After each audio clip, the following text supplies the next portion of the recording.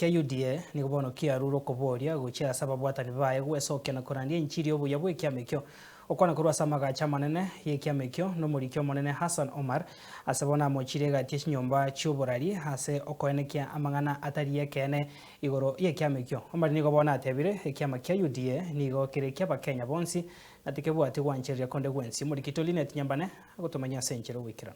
Ekiama kia UDA kiagokeire amachibu yobochori oboke obubwakorekana imeyechi county ao asebatebire niga korokia abakenya nigo bare no kwegena no borai bw'ekiama ekio. For this emphatic message and this assertive victory, and we will not let you down.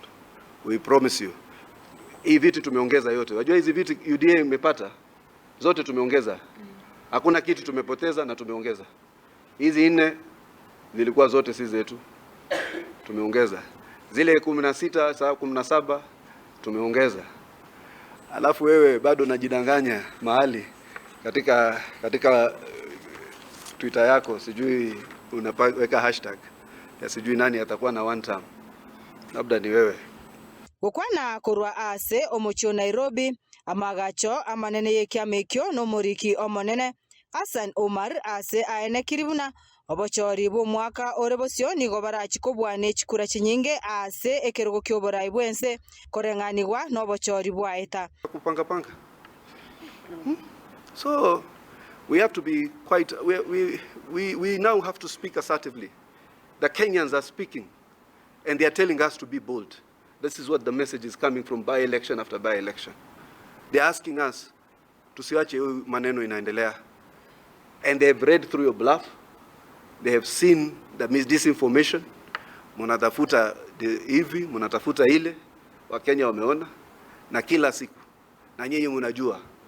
Hii election ilikuwa President William Ruto ameprophesize 3 million margin. Vile mambo inaenda ni 5. 5, I'm telling you. Kama huku maeneo Mamuyora anasema watu yangu wa mlima na iko hapa. Sasa iko wapi hiyo kura ya hiyo 2-3 wanatafuta?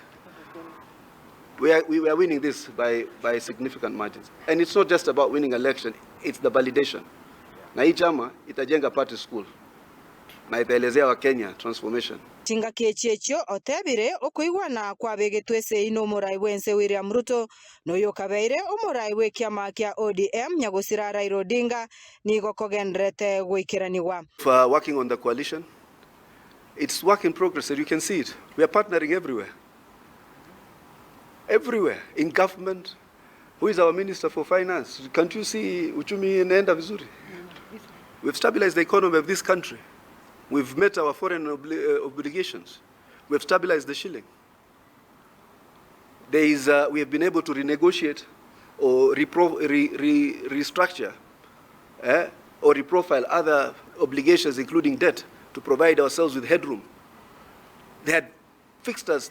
Every domestic revenue mobilization was going to paying debt. But we have been able now to get some headroom so we can spend in a few other critical areas, including healthcare. So, and that's John Badi and the team. Measures that have already taken place to implement some of the proposals that were made by NADCO, including the reconstitution of the IBC. There's a raft of proposals also before the National Assembly and the Senate in terms of implementing the legislative aspects of the National Dialogue Committee, because one of the 10 points agenda is implementation of NADCO. To a large extent, other issues around matters to do with cost of living. Ama uja notice unga na nini zimeenda chini. Because Mungu alitubariki na mvua tukatoa mbolea, we subsidize production of consumption.